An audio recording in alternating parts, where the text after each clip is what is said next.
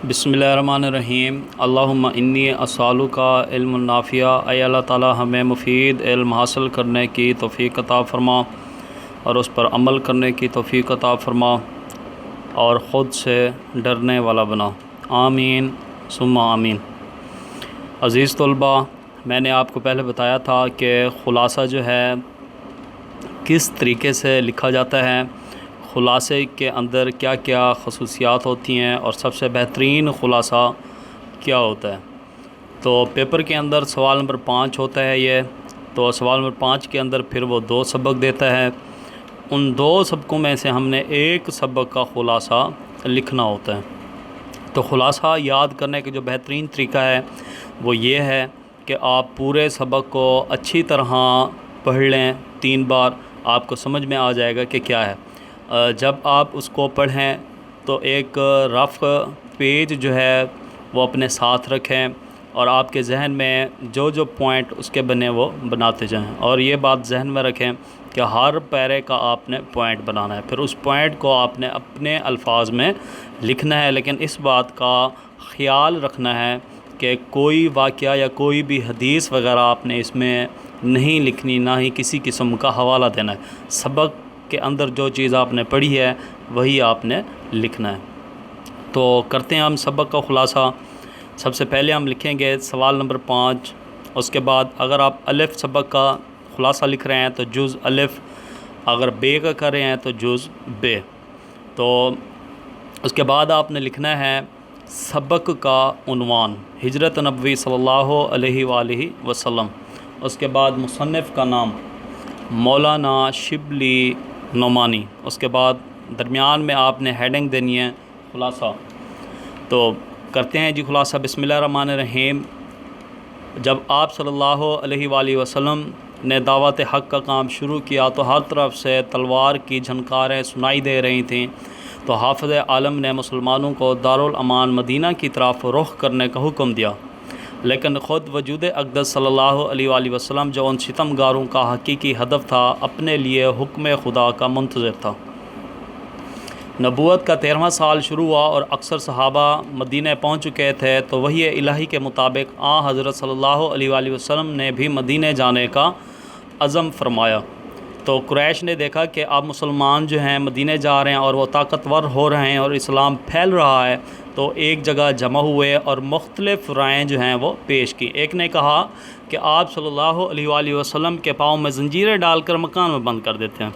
दूसरे ने कहा नहीं, जिला वतन कर देना काफ़ी है। अबू जहल ने कहा हर कबीले से एक शख्स का इंतखाब हो और पूरा मजमा एक साथ मिलकर तलवारों से नाउज़ बिल्लाह उनका ख़ात्मा कर दें।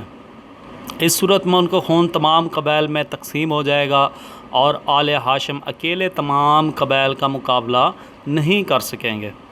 इस आखिरी मशवरे के ऊपर सबका इत्फ़ाक़ हो गया और वो सुबह सवेरे आकर आप सल्लल्लाहु अलैहि वसल्लम के आस्ताने मुबारक का उन्होंने मुहासरा कर लिया। तो रसूल पाक सल्लल्लाहु अलैहि वसल्लम से कुरैश को इतना यानी कि दुश्मनी थी कि वो आपकी जान के दुश्मन थे, लेकिन आपकी ईमानदारी पर, आपकी दियानत पर इतना उनको यकीन था कि जिस शख्स ने भी कुछ माल या असबाब अमानत रखना होते तो आप सल्लल्लाहु अलैहि वसल्लम के पास आकर रखता था। तो उस वक्त भी आप सल्लल्लाहु अलैहि वसल्लम के पास बहुत सी अमानतें जमा थीं। तो आप सल्लल्लाहु अलैहि वसल्लम को कुरैश के इरादे की पहले से ख़बर हो चुकी थी। इसी वजह से आप सल्लल्लाहु अलैहि वसल्लम ने जनाब अमीर हज़रत अली रज़ियल्लाहु ताला अन्हो को बुलाकर फरमाया, मुझको हिजरत का हुक्म हो चुका है, मैं आज मदीना रवाना हो जाऊंगा। तुम मेरे पलंग पर मेरी चादर ओढ़ कर सो रहो और सुबह को सब अमानतें जाकर वापस दे आना। तो आप कुफार ने जो है ना आप सल्लल्लाहु अलैहि वसल्लम के घर का मुआसरा किया और रात ज़्यादा गुज़र गई तो अल्लाह ताला ने उनको बेखबर कर दिया। हज़रत सल्लल्लाहु अलैहि वसल्लम हज़रत अली रज़ियल्लाहु ताला अन्हो को सोता हुआ छोड़कर बाहर आए, काबे को देखा और फरमाया, मक्का तो मुझको तमाम दुनिया से ज़्यादा अज़ीज़ है, लेकिन तेरे फ़र्जंद मुझको रहने नहीं देते। हज़रत अबू बकर रज़ियल्लाहु ताला अन्हो से पहले करारदाद हो चुकी थी, तो दोनों से पहले जबल सौर के गार में जाकर پوشیدہ ہوئے۔ یہ غار آج بھی موجود ہے اور بوسہ گاہ خلائق ہے۔ تو حضرت ابوبکر صدیق کے بیٹے حضرت عبداللہ جو نوخیز جوان تھے، رات کو غار میں ساتھ ہوتے، صبح سویرے وہ چلے جاتے اور پتہ لگاتے کہ قریش کیا مشورے کر رہے ہیں، جو کچھ خبر ملتی شام کو آ کر عرض کرتے۔ اسی طرح حضرت ابوبکر صدیق کا ایک غلام تھا، وہ بکریاں چرا کر لاتا تو وہ آپ صلی اللہ علیہ وآلہ وسلم اور حضرت ابوبکر رضی اللہ تعالیٰ عنہ کو دودھ دے کر جاتا تھا۔ اسی طرح ابن حشام نے لکھا ہے کہ روزانہ شام کو حضرت اسما یعنی کہ جو حضرت ابوبکر صدیق کی بیٹی تھیں، وہ گھر سے کھانا پکا کر غار میں پہنچا آتی تھی۔ اس طرح 3 راتیں غار میں گزری۔ صبح قریش کی جب آنکھیں کھلی تو پلنگ پر آپ صلی اللہ علیہ وآلہ وسلم کی بجائے جناب امیر تھے۔ ظالموں نے آپ رضی اللہ تعالیٰ عنہ کو پکڑا اور حرم میں لے جا کر تھوڑی دیر قید رکھا اور چھوڑ دیا۔ حضور صلی اللہ علیہ وآلہ وسلم کی تلاش میں کفار جو ہیں وہ نکلے اور غار کے دہانے پر پہنچے تو حضرت ابوبکر رضی اللہ تعالیٰ عنہ نے ان کی آہٹ سنی تو وہ پریشان ہو گئے۔ تو آپ صلی اللہ علیہ وآلہ وسلم نے ان سے کہا، سورۃ توبہ کی آیت ہے، لا تحزن ان اللہ معنا، گھبراؤ نہیں، بے شک اللہ تعالیٰ ہمارے ساتھ ہے۔ تو قریش نے اعلان کیا کہ جو شخص محمد یا محمد صلی اللہ علیہ وآلہ وسلم یا حضرت ابوبکر رضی اللہ تعالیٰ عنہ کو گرفتار کر کے لائے گا، اس کو 1 خون بہا کے برابر جو ہے انعام دیا جائے گا۔ سراقہ بن جوشم نے بھی سنا تو وہ انعام کی امید میں نکلا۔ تو آپ صلی اللہ علیہ وآلہ وسلم اور حضرت ابوبکر رضی اللہ تعالیٰ عنہ جب غار سے نکل رہے تھے تو عین اسی وقت وہ پہنچ گیا۔ اس نے فال نکالی لیکن فال کا جواب نہیں میں نکلا، لیکن 100 اونٹوں کا گراں بہا معاوضہ ایسا نہ تھا کہ وہ فال کی یا تیر کی بات جو ہے وہ مان لے۔ تو اس نے دوبارہ گھوڑا جو ہے نا دوڑایا اور آگے بڑھا۔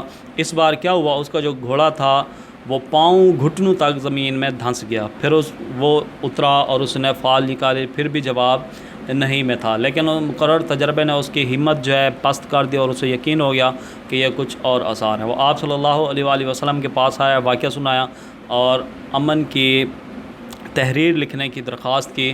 تو حضرت ابوبکر رضی اللہ تعالیٰ عنہ کے غلام عامر بن فہیرہ نے چمڑے کے ایک ٹکڑے پر فرمان عمل لکھ دیا۔ تو تشریف آوری کی خبر مدینے میں پہلے پہنچ چکی تھی، تو تمام شہر جو ہے ہمتاً چشمے انتظار تھا۔ تو وہ روزانہ جو ہے صبح کے ٹائم آتے اور شام کو وہ چلے جاتے۔ تو ایک دن جب وہ جا رہے تھے تو ایک یہودی نے قلعے سے دیکھا اور قرائن سے پہچان کر کہا کہ اے اہل عرب، لو جس کا انتظار کرتے تھے وہ آ گیا۔ تمام شہر تکبیر کی آواز سے گونج اٹھا۔ یہ سبق لیا گیا ہے مولانا شبلی نعمانی کی کتاب سیرت النبی صلی اللہ علیہ وآلہ وسلم سے۔